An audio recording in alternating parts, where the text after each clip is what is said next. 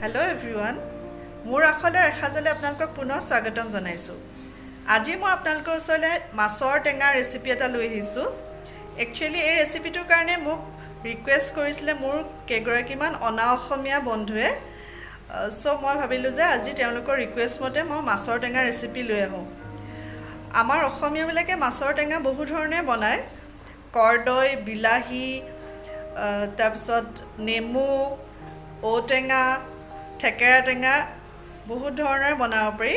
কিন্তু মই ভাবিলোঁ যে বজাৰত আটাইতকৈ সহজে পোৱা বস্তুটো হৈছে বিলাহী। গতিকে বিলাহীৰে কেনেকৈ মাছৰ টেঙা ইজিলি বনাব পাৰি মই তাকে আজি দেখাবলৈ বিচাৰিছোঁ আপোনালোকক। আহকচোন ভিডিঅ'টো চাওঁ। বিলাহীৰে সৈতে মাছৰ টেঙা বনাবলৈ আমাক বেছি সামগ্ৰীৰ প্ৰয়োজন নাই।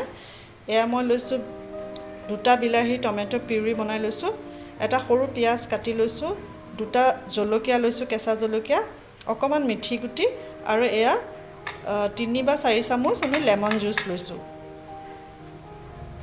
আৰু লগতে এয়া 2 পিচ মই ৰৌ মাছ লৈছোঁ, 2জন মানুহৰ কাৰণে বনাওঁ। নিমখটো সোৱাদ অনুসৰি দি আৰু হালধি অলপ দি পেলাই মই সানি থৈছোঁ অলৰেডি। প্ৰথমতে আমি মাছ 2 পিচ সৰিয়হৰ তেলত ফ্ৰাই কৰি ল'ম। বহুত বেছি কাঢ়াকৈ ফ্ৰাই কৰিব নালাগে, অলপ সিজিলেই হ'ল। আৰু এয়া কেৰাহী এটা বহাই দি মই তাতে 2 চামুচ মই সৰিয়হৰ তেল দিছোঁ আৰু ভালকৈ গৰম হ'বলৈ দিছোঁ। তেলখিনি ভালকৈ গৰম হোৱাৰ পিছত মই মাছ 2 পিচ বহাই দিছোঁ। এতিয়া মাছ 2 পিচ মই ইলুটি কৰি ভাজি ল'ম আৰু গেছৰ ফ্লেমটো হাই ৰাখিব।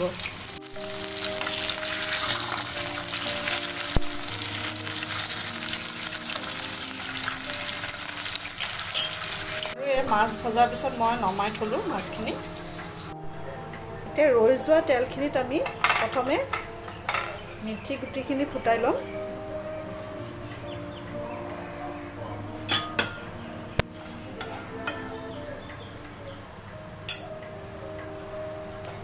তাৰপিছত জলকীয়া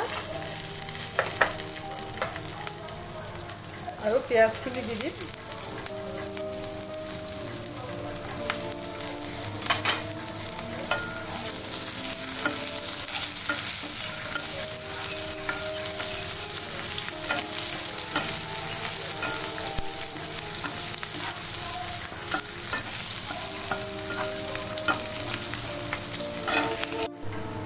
পিঁয়াজখিনি অলপ ভজা হোৱাৰ পিছত আমি এয়া টমেটো পিউৰিখিনি দি দিম।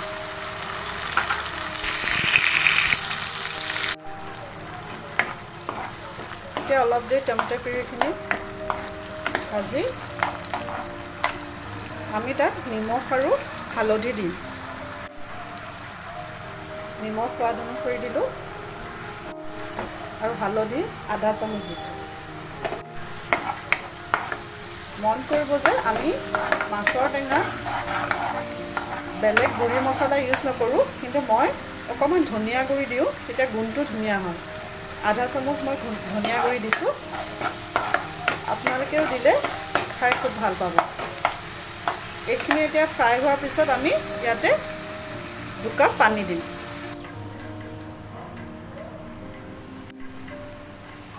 আৰু জোলখিনি অকণমান উতল আহোঁতে মই মাছ 2 পিচ ইয়াতে দি দিম।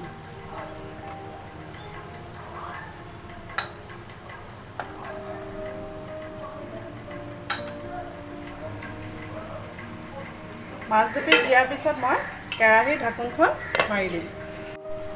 3 মিনিটমান মই ঢাকোন দিয়াৰ পিছত এতিয়া মই যিখিনি লেমন জুচ আছিলে, নেমুৰ ৰসখিনি 3 চামুচমান মই লৈছিলোঁ, এইখিনি মই ইয়াতে দি দিম।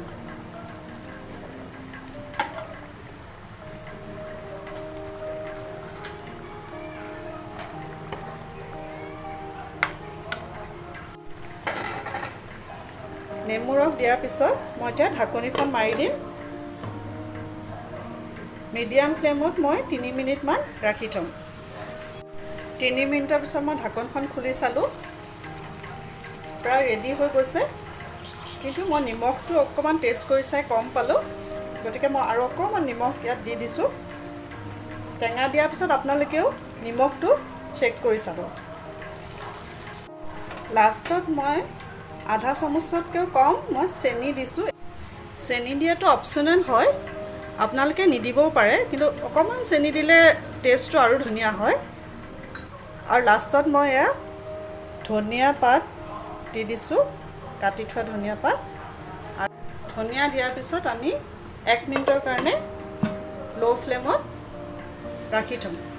আৰু 1 মিনিট হৈ গ'ল, আৰু এয়া চাওক ৰেডি হৈ গ'ল মাছৰ টেঙা। খুব ধুনীয়া হৈছে কালাৰটো। আপোনালোকে বনাব আৰু বনাই মোক কমেণ্ট কৰিবলৈ নাপাহৰিব। এয়া মই মাছৰ জোলখিনি প্লেটিং কৰি ল'লোঁ। খুব ধুনীয়া হৈছে কালাৰটো, আৰু খাবলৈও খুব ধুনীয়া হয়। আজি মই খুব সহজে পোৱা উপাদানেৰে মই এই জোলখিনি বনাইছোঁ, আৰু আগলৈও মই বেলেগ বেলেগ টেঙাৰে কেনেকৈ মাছৰ জোল বনাই মই ভিডিঅ'ত দি থাকিম। আপোনালোকে মোৰ চেনেলটো ছাবস্ক্ৰাইব কৰি ল'ব, আৰু ভিডিঅ'টো যদি ভাল পালে লাইক আৰু কমেণ্ট কৰিব। আজিলৈ আহোঁ, ধন্যবাদ।